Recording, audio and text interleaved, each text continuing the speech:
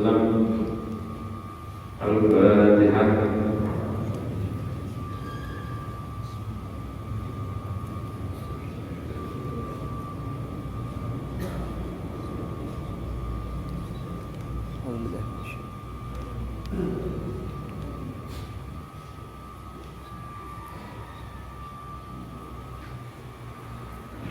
Bismillahirrahmanirrahim. Qala Rasulullah sallallahu ta'ala alaihi wa sallam. At-tamimu Abi Hurairah radhiyallahu anhu qala qala Rasulullah sallallahu alaihi wasallam min husni islamil mar'i tarkuhu ma la ya'ni. Hadits macam Bukhari oleh hadis yang ke-8 di bab Ramadan. Dari Sayyidina Abu Hurairah radhiyallahu anhu, Rasulullah sallallahu alaihi wasallam bersabda, dari sempurnanya Islam seseorang, dari bagusnya Islam seseorang adalah dia meninggalkan sesuatu yang tidak diperlukan. Bagusnya orang Muslim adalah meninggalkan sesuatu yang tidak diperlukan baginya. Tidak diperlukan apa? Tidak diperlukan untuk akhirat dan tidak diperlukan untuk keperluan wajib dunia, untuk hal-hal wajib dunia. Itulah tanda kesempurnaan orang Islam. Jadi hal yang sebetulnya tidak diinginkan ditinggalkan, hal yang tidak ada keperluan khusus ditinggalkan, hal yang bukan darurat ditinggalkan, hal yang tidak manfaat untuk hidup di dunia dasar kayak harta perlu tapi secukupnya, lebih-lebihnya ditinggalkan. Jadi hal-hal yang tidak penting untuk nyambung hidup, hal yang tidak penting untuk sambung hidup ditinggalkan semua. Jadi ya kerja sekedar secukupnya, makan secukupnya. Ini hadis ini luas sekali maknanya. Sampai makan bisa satu piring, piring kedua perlu nggak penting nggak badannya? Tidak penting sih, tinggalkan. Cuma syahwat aja. Duduk ngobrol panjang lebar, perlu nggak ngobrol ini? Nggak perlu sih, tinggalkan ngobrolnya. Dan biasa di sini sering dipakai pada bab lisan, berbicara sesuatu yang tidak diperlukan, karena ini paling sering kita kerjakan, ngomong sesuatu yang tidak diperlukan. Malah kata ulama, Ghazali menyebutkan, kita sudah cukup beberapa kalimat dipahami oleh orang, karena mereka nggak usah nambahin kalimat lagi. Kenapa? Kalimat selanjutnya berarti layak, tidak ada gunanya, lebih bagus diam. Kecuali urusan agama mungkin boleh diulang sampai 3 kali kalimatnya. Kenapa? Biar tidak lupa, karena ini hal penting. Dari sempurnanya Islam seseorang, dia tinggalkan segala hal yang tidak diperlukan, tidak ada darurat, dan tidak ada manfaatnya. Ini sebetulnya hadis dasarnya kan untuk urusan akhirat. Soalnya dunia ini hampir semuanya tak perlu. Dunia itu hampir semuanya tidak diperlukan, diperlukan sedikit saja dari dunia. Cuma hadis ini menunjukkan keberhasilan seseorang sebetulnya. Orang kalau tinggalkan hal yang tidak diperlukan, dia bakal sukses. Urusan dunia, urusan akhirat saja sukses, apalagi urusan dunia. Seandainya ini moto tersebutnya dianggap aja moto, meninggalkan sesuatu yang tidak diperlukan dipakai oleh ahli dunia untuk mengejar dunia, dia pasti sukses saja. Soalnya buat mengejar akhirat aja berhasil. Dan di dalam Islam ini, biar agama kita sempurna, biar berhasil sukses akhirat, tinggalkan sesuatu yang tidak penting, pasti dapat akhirat sukses. Begitu juga orang-orang yang mengejar dunia, yang nyari harta, yang nyari pangkat dan selainnya, Itu kalau pengen sukses dunianya, tinggalkan sesuatu yang tidak penting. Hal-hal yang tidak penting, yang tidak bermanfaat, tinggalkan, pasti sukses. Ya kan kalau kerja gitu kan, pengen kerjanya berhasil gimana? Nunggu-nunggu, yang tidak ada kepentingan ditinggalkan. Bahkan ngobrol sama orang aja pilih-pilih ya. Ada orang ngajak ngobrol, ada orang mau ketemuan bikin janji dulu. Coba cari pengusaha-pengusaha itu. Adalah yang diam-diam, ayo kita dudukkan santai. Gak ada. Mau ketemu bikin janji, dia tuh punya jadwal. Gak mau waktunya terbuang sia-sia tanpa diatur. Makanya kita ini perlu sama lisan sekalian, kita sering meninggalkan atau mengerjakan sesuatu yang tidak penting dengan sengaja. Kadang-kadang sadar tak berguna masih kita kerjakan. Nah, ini salah satu caranya biar kita bisa meninggalkan sesuatu yang sia-sia. Bikin jadwal, bikin aturan hidup. Pagi jam sekian sampai jam sekian saya sarapan, habis itu sekian sampai sekian kerja, ini istirahat sholat zuhur plus ngaji sekian lomba-lomba, dikasih batas semuanya, dikerjakan, jangan sampai ketukar-tukar waktunya. Nah ini insya Allah baru bisa kita mengatur waktu, meninggalkan hal yang tidak berguna. Tapi kalau kita hidup muhmalah tanpa diatur semaunya sendiri, pasti sudah hal yang sangat sia-sia kita kerjakan. Kalau nggak diatur kan hidup kita kacau. Kalau nggak ada aturan, semua hal sia-sia bakal kita kerjakan. Jam sekian mau mengerjakan apa? Masih bingung, nggak tahu ini jam buat apa. Apa aja, pokoknya sebenarnya saya hidup. Akhirnya yang terjadi bisa-bisa jumlah lebih dari 80% umur kita terbuang sia-sia. Kita ini sekarang untuk hitungan manusia biasa seperti kita, paling umur yang bermanfaat itu cuma 30% aja. Kalau sampai hitung umur kita ini bermanfaat paling 30%, sisanya sebetulnya terbuang. Waktu tidur, makan, dan lain-lain. Coba sampai hitung sehari satu malam ini berapa umur kita yang bermanfaat? Paling 30%. Kerja jam 7 sampai asar sampai jam 4 sore. Belum nanti dipotong istirahat sekian jam, ya kan? Itu kan semua terbuang kosong.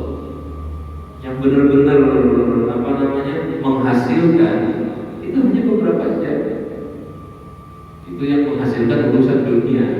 Kalau yang uruskan akhirat sedikit sekali.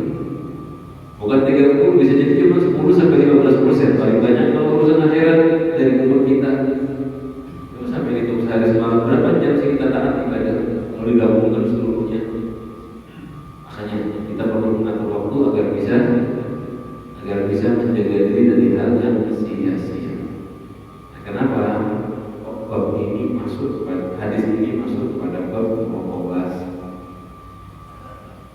Hadis ini masuk kepada bab muraqabah karena tadi hadisnya berbunyi tinggalkan hal yang sia-sia. Tinggalkan hal yang sia-sia. Biar meninggalkan hal yang sia-sia kita harus mengatur waktu. Nah, Imam Ghazali juga kita itu jika mengatur waktu baru kita bisa muraqabah kepada Allah. Kalau kita bidaya mengatakan wala tastati, kamu tak akan bisa muraqabah kepada Allah kecuali dengan apa? Ya tuwazzi'a awqatika, kamu mengatur waktu. Jadi prosesnya itu kita mengatur waktu, muraqabah kepada Allah, meninggalkan hal yang sia-sia. Gitu.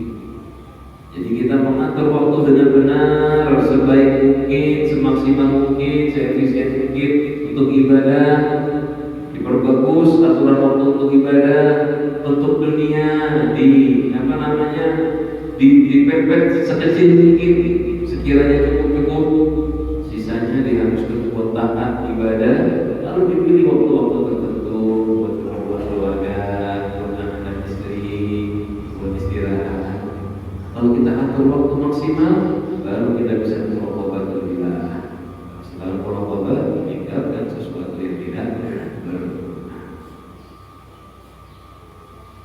Orang yang nggak merokok pasti dia mengerjakan hal-hal yang nggak berguna. Jawab, sampai kalau ingat sama Tuhan apa yang dikerjakan? Pasti hal yang nggak manfaat. Gak ingat akhirat, gak ingat Allah, pasti lalai. Jangankan cuma lalai, maksiat kita kerjakan kan? Kalau tidak ingat ilah, maksiat kita kerjakan. Makanya hadis ini ditaruh di sini. Sebaik-baiknya Islam seseorang ketika dia meninggalkan hal yang tidak berguna. Maksudnya kita disuruh muraqabah agar meninggalkan hal yang tidak berguna. Selanjutnya hadis ke-9, hadis terakhir dari muraqabah dari Sayyidina Umar radhiyallahu anhu, dari Nabi kita Muhammad sallallahu alaihi wasallam, beliau bersabda, la yus'alur rajulu fima daraba ra'atahu wa huwa qadawul ghaibu. Seorang laki-laki tidak ditanya kenapa memukul istrinya. Biar nggak salah paham kita bahas ya. Seorang laki-laki itu tidak ditanya kenapa memukul istrinya. Maksudnya sebab apa dia memukul istrinya. Pertama, laki-laki memukul istri hukumnya gimana? Dosa apa tidak? Memukul kalau menyakiti, dosa, semua dosa. Memukul istri, memukul anak, semua dosa. Kalau pukulannya menyakiti, benar-benar menyakiti. Tetapi kalau pukulan mendidik, diizinkan. Suami memukul istri, abah atau ibu pukul anaknya, boleh. Pukulan mendidik. Pukulan mendidik itu tidak menyakiti. Bahasanya digigit, berbatan ghairah rahim. Pukulan yang bukan berrahim, tidak melukai, tidak mematahkan tulang, tidak bikin bengkak, bukan di daerah-daerah vital, tidak sangat sakit kata ulama.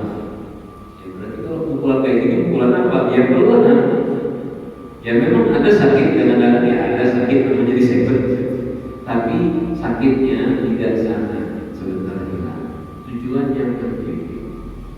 Bahasa kita nih kalau udah pukul, wah masa laki-laki mukul perempuan, kan gitu ya? Gak pantas sekali. Bukan pewe, bukan apa itu aku, bukan. Maksudnya sampai ngambil gigi, disebut, misalkan kayak gitu. Kayak kita orang tua ngedidik anak. Dan ini zaman dulu mungkin biar apa agak terbuka sedikit. Kok di Islam boleh mukul perempuan? Bukan begitu maksudnya. Nah, sebetulnya nggak boleh mukul perempuan.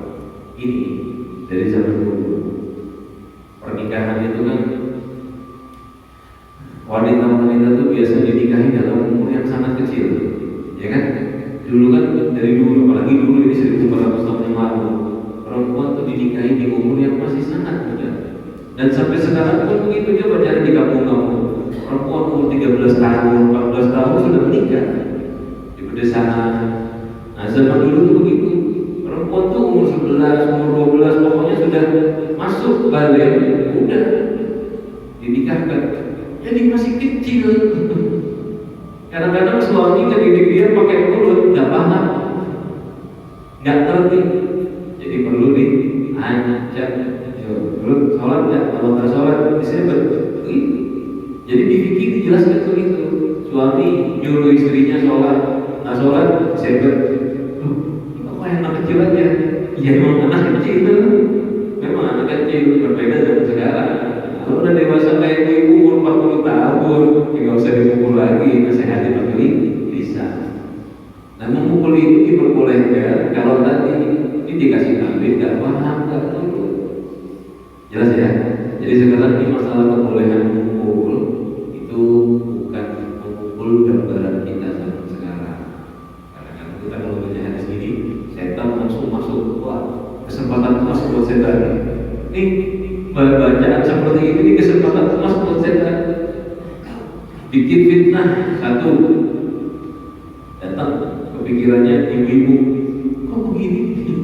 Kalau perempuan kita kalau lemah bisa dipukul, nggak ada ini hadisnya palsu ini, bisa nanti begitu katanya. Atau bisa-bisa jadi dijadikan alat oleh musuh-musuh Islam. Tuh lihat tuh Islam tuh agamanya gimana, wah dijadikan alat fitnah. Kebalikannya buat laki-laki begitu.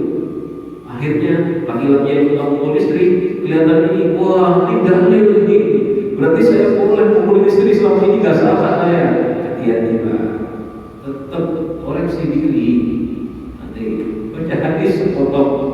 Laki-laki itu nggak boleh ditanya kenapa mukul istrinya. Oh berarti itu ada apa-apa menghajar bini dulu. Nggak boleh.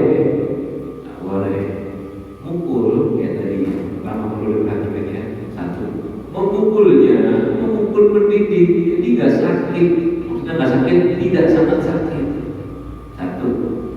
Kalau kita lihat dia mukulnya, saya pastilah beri sedikit di awal, tapi sebentar hilang, namanya disebut. Pukulannya pukulan mendidik. Jadi nggak ada yang namanya kekerasan, nggak ada. Kalau kekerasan rumah tangga ini pukulan mendidik dan dilihat, nggak ada. Pernikahan zaman dahulu berbeda dengan keadaan pernikahan zaman sekarang. Jelas ya? Kalau zaman sekarang sebetulnya yang laki-laki apa? Satu pun juga istri sudah tua. Di itu dijelaskan. Kalau perempuannya ataupun anaknya dipukul tidak berubah, malah nggak boleh pukul kata ulama. Jadi mukul itu bukan tujuan, tetapi wasilah. Misal contoh, sampai punya anak tak sholat atau istri nggak mau sholat, boleh kita sebut sholat nggak? Kalau nggak sholat saya sebut. Kata ulama dilihat, jadi kalau disebut sholat kan? Oh ini udah saya coba, saya sebut itu baca kada sholat. Kata ulama berarti stop, jangan dipukul. Karena tujuan dia bukan mukul ini cuma wasilah biar sholat. Ya. Jadi kalau kita pikir dengan pemikiran terbuka, nggak ada yang namanya di Islam itu menyakiti kekerasan, tidak ada. Memang kalimatnya kita bakal kaget kalau diartikan kalimat memukul, ayatnya kan keras. Tapi insya Allah paham ya, ibu juga paham ya, bahwa tidak ada yang namanya kita disuruh keras. Dan mukul itu suruh menjauhi anggota vital, wajah, pinggang, pinggang, dada, itu nggak boleh dipukul. Yang dipukul itu boleh anggota-anggota yang tidak vital, dipukul di sini tangannya, atau ditarik telinganya, dijewer. Kalau dijewer diputar sampai kepalanya ketarik, udah ditarik. Jadi itu juga sering bikin tambahan buat kita itu kalau bapak ibu dia kalau pukulan perhatikan. Yang namanya mendidik anak, boleh dia punya dia. Boleh sembarangan. Bahkan yang jadi guru nyebut santrinya juga sama, diatur. Tak boleh terlalu sakit, pakai rotak disebut sampai tangannya bengkak misalnya. Sebetulnya itu nggak boleh di syariat. Ya. Cuman ada perbedaan sedikit antara ulama di situ. Cuman kita bahas untuk dasar aja di sini. Pukulan tidak boleh sampai bengkak dan ghaibah sangat sakit itu dilarang. Hadis ini kembali kita bahas. Tujuannya apa? Seorang laki-laki tidak perlu ditanya kenapa memukul istrinya. Kenapa? Kok nggak boleh ditanyain? Maksudnya ini, ketika istri disebut, dipukul, ya, hal pukulannya yang wajar tadi ya, bukan pukulan yang berlebihan. Tidak perlu ditanya kenapa. Bisa jadi kata ulama sebab yang memalukan kalau ketahuan orang. Kadang-kadang ada urusan rumah tangga aib misalnya atau memalukan, urusannya intim, nggak perlu diceritakan ke orang. Nanti kenapa dia pukul istri? Atau istri dulu nggak mau begini misalnya. Padahal kewajiban dia sebagai seorang istri, makanya saya maksudnya ulama itu begitu.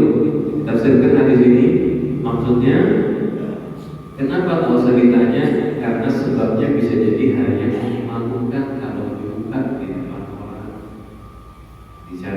jelaskan, ihtimal dia yakuna sebab, bisa jadi sebab dia pukul istri tadi mimma yustahil, hal yang memang dianggap memalukan. Contohnya istri melarang, tak mau diajak berhubungan misalnya. Itu dipukul, ingat ya, dipukulnya bukan pukul menyakiti, bukan pukulan mendidik. Karena ulama kadang-kadang disebut kayak gini, ayo, apa namanya? Karena dia melakukan sesuatu yang sebetulnya kalau diceritakan bikin malu orang. Nah, daripada ditanya-tanyain mendetail, kalau laki-laki tadi orang yang berilmu, orang yang beriman kepada Allah, dipasrahkan hukumnya kepada muraqabah laki-laki tersebut kepada Tuhan.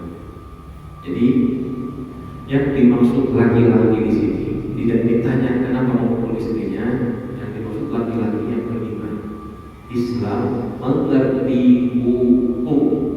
Kalau yang tidak paham hukum, perlu ditanya. Kalau yang maksiat boleh ditanya. Kenapa? Takutnya dia menzalimi istrinya. Ini juga penafsiran yang penting di sini. Jelas ya? Kadang-kadang nanti ada perempuan kasihan. Kalau salah tafsir, kalau dipukul sama laki udah diam. Harus cerita-cerita. Nggak boleh ditanya laki-laki itu mukul istrinya kenapa? Ternyata laki-laki ini mukul istri karena kekerasan dalam rumah tangga, bukan pukulan mendidik. Kan kasihan perempuannya. Jadi yang dimaksud kalimat laki-laki itu bukan laki-laki jenis kayak kita, bukan. Dalam bahasa Arab ketika disebut kalimat laki-laki itu tidak ditanya. Biasanya laki-laki bukan laki-laki jenis, tetapi orang yang mengerti agama. Ya begitu.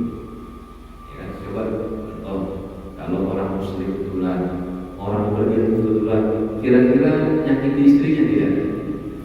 Yang betulan-betulan alim, kira-kira nyakiti istrinya tidak? Kemungkinan besar kan tidak, karena dia berilmu. Berilmu betulan, dia bukan ustaz-ustazan, bukan palsu, asli dia berilmu. Kan gak mungkin nyakiti istrinya. Nah yang kayak gini gak usah ditanya. Lah sumpah, tuan guru ditanya, sumpah gak ada. Karena sidin alim mengerti hukum, gak mungkin melakukan sesuatu yang dilarang oleh syariat. Nah kalau bapaknya ahli maksiat, sholat aja kadang benar, mukul istri, gak apa-apa istri lapor, tanya. Takutnya tadi pukulan tersebut pukulan menyiksa, pukulan yang dilarang oleh syariat. Beda ya. Dari sini kan kita ketahuan ternyata maksudnya bukan perempuan itu boleh disakiti, bukan itu maksudnya. Sama kan kalau kita melihat orang alim pukul anaknya, langsung paham kita harus berdidik. Mungkin pukulan menyiksa. Dan ini memang kadang-kadang agak sedikit tidak cocok dengan hawa nafsu ya. Sekarang kan masalah hak-hak wanita di Islam itu, wanita juga punya hak diangkat betul-betul oleh agama Islam. Cuma kadang-kadang sampai sekarang setan sudah menguasai pemikirannya manusia, dibuat seakan-akan sedikit-sedikit salah. Narjaan aturan Islam dibuat seakan-akan salah, padahal setan yang bikin fitnah. Insyaallah paham semua. Jadi ringkasnya hadis tadi, ringkasnya adalah orang yang punya ilmu, orang yang iman, yang Islam, terkadang kalau melakukan sesuatu tidak perlu dipertanyakan. Ringkasnya begitu, secara umum. Seperti contoh ketika dia memukul istrinya, kenapa? Oh nggak usah ditanya. Satu, dia nggak mungkin mukul dengan pukulan yang dilarang, karena dia berilmu. Dia nggak mungkin mukul-mukul pelet itu, nggak mungkin. Pukulnya pasti pukulan mendidik, dan sebabnya itu biasanya sebab yang memalukan kalau itu secara dasar. Tapi kalau nanti ada misal perempuannya merasa disakiti, lapor ke hakim, itu lain cerita, boleh-boleh aja ya. Bukan berarti terus kalau perempuan misalnya suaminya katanya kedoknya ulama, terus dipukul sama suaminya, berarti nggak bisa lapor. Bisa. Lain, kalau masalah lapor ke hakim beda lagi, wajib ditanya sama hakim. Ini secara hukum tidak.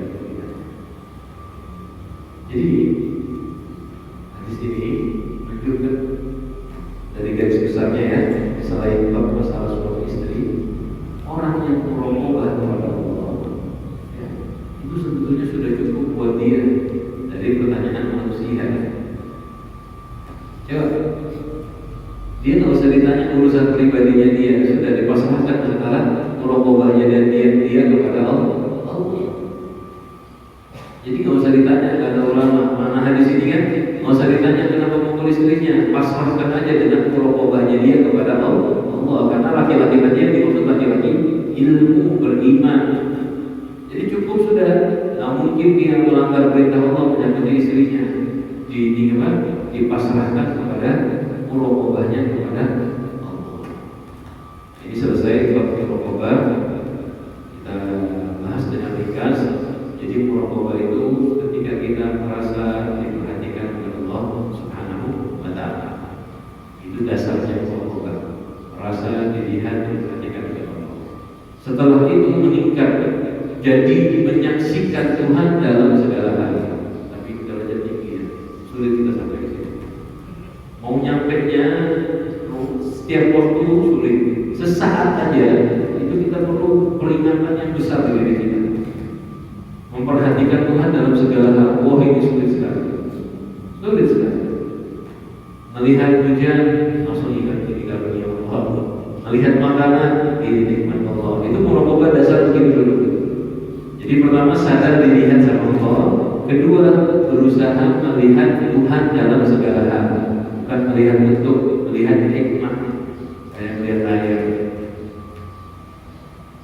Sampai melihat apa? Melihat air. Kita semua melihat air kan?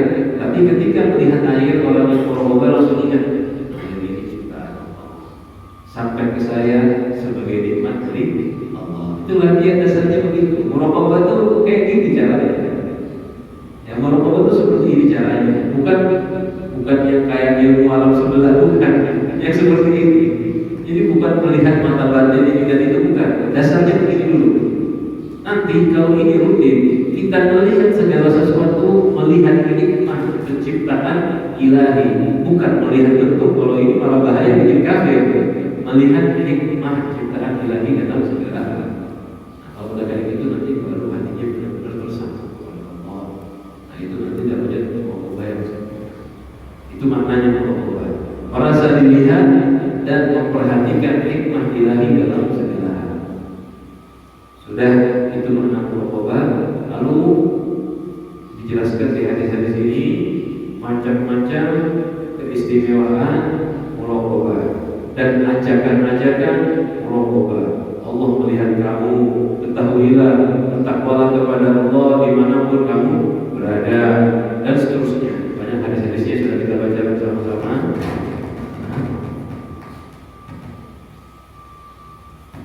Dan efek dari muraqabah, efek utama dari muraqabah adalah mahabbah, cintanya Allah kepada kita, kesuksesan di dunia dan kesuksesan di akhirat. Diri saja ya, muraqabah itu memperhatikan dan merasa diperhatikan. Lalu hasilnya muraqabah apa? Hasilnya muraqabah adalah dicintai oleh Allah Subhanahu wa Ta'ala. Semakin banyak kita ingat sama Allah, Allah semakin cinta. Caranya biar bisa muraqabah gimana? Cara biar bisa muraqabah hadis ke-8 tadi. Tinggalkan sesuatu yang tidak berguna. Atur waktu dengan benar. Ya, disitulah kita muraqabah kepada Allah. Setelah muraqabah,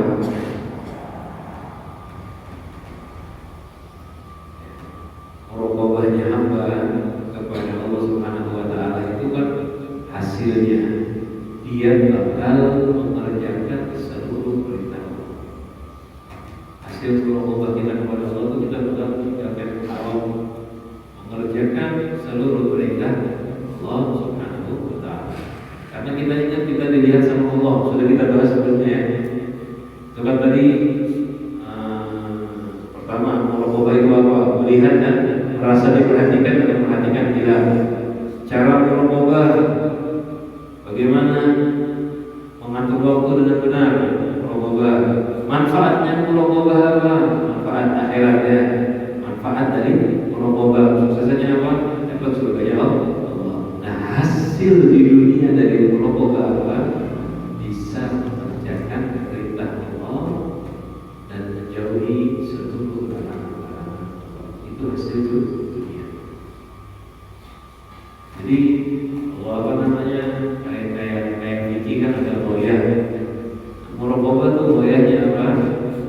Takwa kepada Allah, mengerjakan perintah Allah dan menjauhi larangan. Kita tuh nggak mungkin bisa bertakwa tanpa muraqabah. Kalau dia nggak merasa dilihat sama Tuhan, nggak merasa punya Tuhan yang memperhatikan dia, nggak mungkin ibadah kan? Kayak kita ada zuhur misalnya, kita sholat tuh kenapa sih? Kan saya merasa saya tidak dipandang oleh Allah. Kalau nggak sholat ketahuan, tapi saya nggak sholat. Kan begitu. Saya kalau muraqabah itu kan ada asar. Kenapa saya sholat asar? Karena saya merasa diperhatikan sama Allah. Dicatat sama malaikat. Berarti sebab muraqabah bisa mengerjakan yang wajib, meninggalkan yang haram, atau disebut bisa bertakwa. Makanya setelah muraqabah lanjut ke bab takwa. Disambung sama Imam Nawawi. Jadi puncaknya muraqabah, efeknya itu apa? Bisa bertakwa dengan benar. Kalau kita tanya gimana cara saya bisa bertakwa kepada Allah dengan benar, nomor satu sadari kamu dilihat oleh Allah. Allah tahu segala-gala diri. Efeknya nanti bisa bertakwa. Kalau kita berdoa sama Allah, harus kita kerjakan. Coba setiap kita maksiat, ingat-ingat. Saat waktu maksiat ingat sama Allah. Biasanya lupa. Kalau pun ingat, sengaja dilupakan. Soalnya malu maksiat kita. Ya kan? Kadang-kadang kan bisa contoh ya. Dia mau maksiat, diingatkan sama kawan. Hati-hati, Allah tahu. Kira-kira gimana? Kalau kita ingat, pasti berhenti maksiat. Tapi ketika diingatkan, atau kadang-kadang kita ingat sendiri misalnya. Kadang-kadang tuh kita mau maksiat, tiba-tiba ingat pengajian tadi pagi. Ilmunya Allah melarang ini. Pasti itu nafsu kita ngomong, udah, jangan pikir-pikir agama dulu, lupakan dulu. Pasti begitu. Soalnya kita nggak mungkin bisa maksiat dalam keadaan ini kepada Allah, susah. Jadi efeknya muraqabah adalah tinggalkan maksiat, kerjakan yang wajib. Oleh karena itu masuk di sini babul fit taqwa. Penjelasan takwa. Apa takwa itu? Takwa itu artinya sih penutup. Arti terjemahannya, takwa itu artinya penutup, penghalang, pelindung. Ya, pelindung yang mengamankan kita dari sesuatu yang tidak kita sukai, itu diartikan takwa. Banyak ulama mengatakan takwa itu seorang hamba membuat penghalang antara dirinya dan hal yang tidak disukai oleh Allah Subhanahu wa ta'ala. Jadi ketika seseorang buat penghalang antara dirinya dan hal yang tidak disukai oleh Allah, itu juga disebut dengan takwa. Cuman buat ringkasnya, bahasa yang paling pas buat kita orang-orang ini, apa itu takwa dan makna takwa yang sudah matang. Kalau ulama menafsirkan takwa dari bahasa, kata takwa itu pelindung, melakukan sesuatu yang melindungi kamu dari neraka, melakukan sesuatu yang melindungi kamu dari murka Allah. Panjang maknanya, betul-betul memang begitu. Beda pendapat ulama, tapi ujung-ujungnya semua berjalan kemana? Takwa adalah mengerjakan perintah Allah dan menjauhi larangan Allah. Makanya kalau khotib ketika sholat Jumat ngomongnya gimana? Usi nafsi wa iyyakum bittaqwallah. Lalu biasanya disambung, hadirin sekalian, aku wasiatkan kepada kalian semua, bertakwalah kepada Allah, kerjakan perintah Allah, jauhi larangan Allah.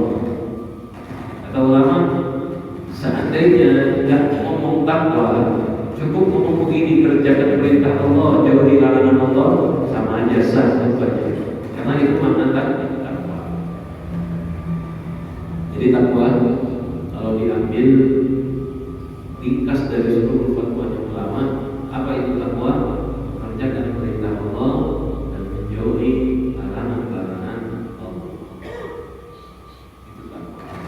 Yang Ali kalau Allah Wajah mengatakan takwa adalah takut kepada Allah. Al-khawf minal jalil. Takwa adalah takut kepada Zat yang Maha Agung, Maha Hebat. Wal amal bitanzil. Takwa itu mengamalkan sesuatu yang syariat yang diturunkan kepada Nabi Muhammad SAW. Wal isti'dad li yaumir rahil. Dan takwa adalah persiapan untuk hari kembali, yaitu hari meninggal. Siap-siap sebelum kita meninggal, itulah takwa. Yang mengatakan waridho bil qalil. Takwa itu ridho dengan sedikit dari urusan dunia, itulah takwa. Itu maknanya sama aja, kerjakan perintah menjauhi larangan. Allah Ta'ala, Allah Subhanahu wa Ta'ala berfirman, ayat-ayat yang menjelaskan takwa. Ya ayyuhalladzina amanu taqullaha haqqa tuqatih. Perintah dari Allah, wahai orang-orang yang beriman, bertakwalah kepada Allah dengan sebenar-benarnya takwa. Ini perintah berat ya. Allah Subhanahu wa Ta'ala berfirman, wahai orang-orang yang beriman, bertakwalah kepada Allah dengan sebenar-benarnya takwa. Itulah pertanyaan, memang takwa yang paling benar itu gimana? Kan sebenar-benarnya takwa itu berarti tidak ada celah sama sekali kan? Sebenar-benarnya takwa. Maksudnya gimana? Penafsirnya ada pada ayat selanjutnya. Fattaqullaha mastata'tum. Bertakwalah kepada Allah sekuat tenaga kalian. Jangan semampu kalian, bukan semampu ya. Sekuat tenaga kalian. Jadi sebenar-benarnya takwa itu gimana? Sekuat tenaga kita. Yang maksimal yang kita bisa kerjakan apa? Itulah takwa kepada Allah yang sebenar-benarnya. Sholat, kerjakan sholat sekuat tenaga, bukan semampunya, sekuat tenaga. Tenaga saya, kemampuan saya tidak bisa berdiri. Berarti kerjanya gimana? Ya sholat dulu. Tapi sekuat tenaga. Jangan masih kuat duduk, tapi udah capek, gulingan aja lah sholatnya. Enggak. Kalau itu semampunya. Makanya bahasa itu ada dua macam ya, kita sering salah paham. Kalau dibilang semampunya, kita sering salah paham. Kalau dibilang bertakwalah kepada Allah semampunya, berarti kalau perlu nggak mampu nggak usah. Kalau tidak mampu sholat ini, itu bukan semampunya, semampunya dia namanya. Kalau semampunya itu mengerahkan seluruh kekuatan. Takwa kepada Allah sekuat tenaga, semampunya, semaksimal kemampuan kita. Dulu pertama kali turun ayat ini, ya ayyuhalladzina amanu taqullaha haqqa tuqatih wa la tamutunna illa wa antum muslimun. Wahai orang-orang yang beriman, bertakwalah kepada Allah sebenar-benarnya takwa. Berarti haqqa tuqatih sesuai dengan hak-haknya takwa. Sahabat itu bingung semua. Sahabat paham makna ayat, langsung ngomong sama Rasulullah, ya Rasulullah, siapa di antara kita yang mampu melakukan takwa dengan sebenar-benarnya takwa? Soalnya sebenar-benarnya takwa itu tidak terima yang namanya lupa. Kalau lupa nggak ada, nggak sadar, nggak sengaja, nggak ada. Udur nggak ada. Kalimat sebenar-benarnya takwa itu berarti nggak pakai udur. Kan berat ini. Sedangkan kita manusia dikit-dikit lupa, baru ini udur. Bayangkan kalau sebenar-benarnya takwa, berarti kita tuh nggak bisa salah. Berarti kita tidak boleh salah. Syaqqa ala sahabat. Ayat ini maknanya yang dipahami oleh sahabat memberatkan pemikiran mereka, karena mereka sadar sebenar-benarnya takwa itu sangat sulit, saya nggak mampu. Bayangkan ya, sahabat aja begitu, apalagi kita. Kalau kita benar-benar nggak mampu, akhirnya pemahaman ini dibenarkan, diluruskan oleh Allah dengan ayat selanjutnya. Fattaqullaha mastata'tum. Bertakwalah kepada Allah sekuat tenaga kalian, semampu kalian. Artinya kemudian usaha sekuat tenaga. Kalau lupa dimaafkan, kalau udur sebisanya, baru paham maknanya jadi ringan. Jelas ya? Jadi kalau kalimat mastata'tum bukan diartikan semaunya kita, bukan semaunya kita, sekuat tenaga kita. Masuk ke situ.